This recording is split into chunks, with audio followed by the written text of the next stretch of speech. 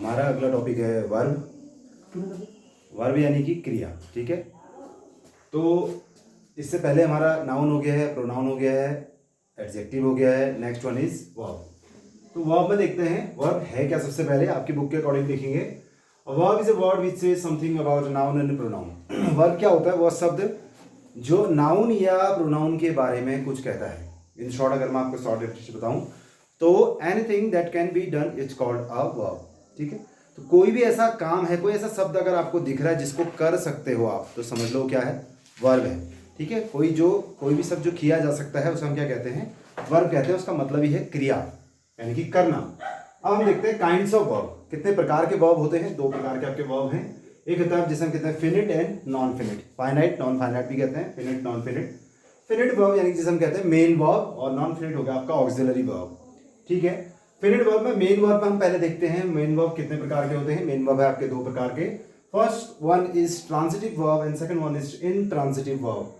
Transitive verb क्या होता है? जिसे हम हिंदी में कहते हैं सकर्मक क्रिया, यानी कि नाम से जैसे झलक रहा है सकर्मक, यानी जिसके साथ कर्म होती है, विच नीड्स एन ऑब्जेक्ट, जिसको ऑब्जेक्ट की, यानी कि कर्ता और कर्म बताया था सब्जेक्ट में होता है। जैसे किसी सेंटेंस में है सब्जेक्ट, वर्ब और ऑब्जेक्ट, तो जिस सेंटेंस में आपके ऑब्जेक्ट की आवश्यकता, जिस वर्ब को ऑब्जेक्ट की आवश्यकता होती है अपना मीनिंग फुलफिल करने के लिए, उसी को हम कहते हैं ट्रांजिटिव वर्ब, यानी कि सकर्मक क्रिया। एग्जांपल देखते हैं, साक्षी रीड्स रामायण डेली। साक्षी रोज रामायण पढ़ती है। क्या पढ़ती है? रामायण पढ़ती है। तो उसमें रामायण क्या है? ऑब्जेक्ट है।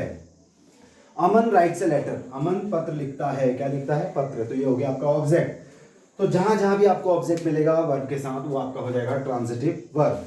Second one is intransitive verb, ठीक अपोजिट होगा ट्रांजिटिव वर्ब के।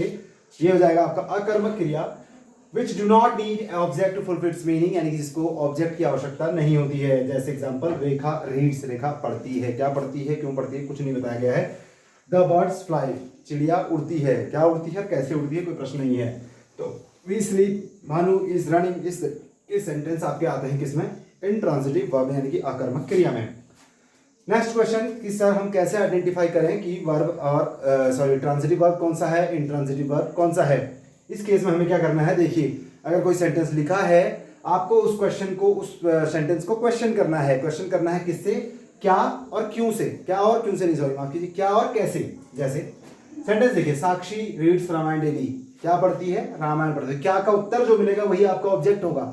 क्या पढ़ती है? रामायण पढ़ती है। या फिर कैसे आएगा, तो उसका उत्तर भी आपका क्या होगा? ऑब्जेक्ट ही होगा। जैसे यहाँ पे नहीं मिलेगा आपको उत्तर, देखिए रेखा रीड्स, रेखा पढ़ती है। क्या पढ़ती है? कोई उत्तर नहीं है, तो समझ लो ऑब्जेक्ट नहीं है। ऑब्जेक्ट होता तो ट्रांजिटिव वर्ब हो जाता। अगर हम यहाँ पे लिख दें रेखा रीड्स अ बुक, तो हो जाएगा आपका ट्रांजिटिव वर्ब, और रेखा रीड्स हो गया इंट्रांजिटिव वर्ब। लॉजिक सिंपल है। आगे देखते हैं हम नॉन फिनिट वर्ब, इनके ऑक्सिलरी वर्ब, जिसे हम कहते हैं हेल्पिंग वर्ब भी कहते हैं, जिसका काम है सहायक क्रिया। नाम से पता चल रहा है सहायक क्रिया, सहायता करता है मेन वर्ब की, हेल्प करता है, हेल्पिंग वर्ब। ठीक है, जैसे सी हैज रिटन अ लेटर, उसने एक पत्र लिखा। सी हैज रिटन, रिटन जो है इसमें आपका क्या है? राइट जो है आपका, इसमें क्या है? वर्ब है, मेन वर्ब है, उसके साथ जो हेल्प कर रहा है, हैज उसका हेल्प कर रहा है, तो उससे हो जाएगा हेल्पिंग वर्ब हो जाएगा। Has Hari is going to school, is going, going go, go इसमें आपका मेन वर्ब है, और इज जो है आपकी इसमें हेल्पिंग वर्ब यानी कि ऑक्सिलरी वर्ब है। और आप देखते हैं ऑक्सिलरी वर्ब जो है वो भी दो प्रकार की होती है, एक प्राइमरी ऑक्सिलरी, एक मॉडल ऑक्सिलरी। प्राइमरी ऑक्सिलरी मतलब प्राथमिक जो होती है क्रियाएं, सहायक क्रिया, जैसे is, am, are, was, were, has, have, had, ये सब के सब आपकी प्राइमरी ऑक्सिलरी वर्ब हैं।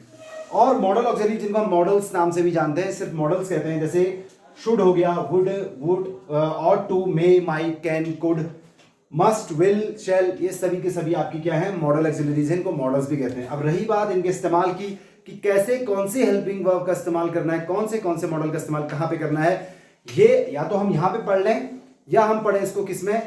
जब हमारा आएगा टेंसेस, टेंसेस चलेंगे वहां पे। टेंसेस के साथ पढ़ने में फायदा है, क्योंकि वहीं इनका इस्तेमाल है, वहीं पे पता चलता है, क्योंकि हर टेंस में अलग अलग हेल्पिंग वर्ब का इस्तेमाल होता है।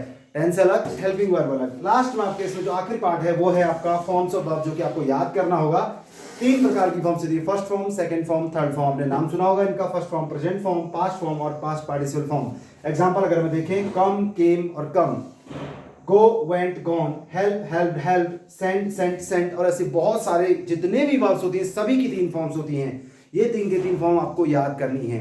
कोशिश कीजिए, एक बार रिदम बन गया, एक बार आपने अपने प्रैक्टिस में ला गए, उसके बाद इजी टू वर्क हो जाता है, कोई बहुत बड़ी बात नहीं लगती है। आपको क्या करना पड़ेगा? बस प्रैक्टिस करनी पड़ेगी बार बार।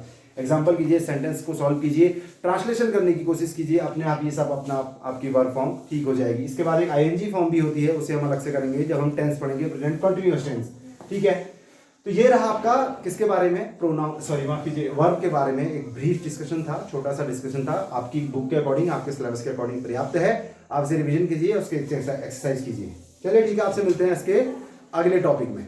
Okay, thank you.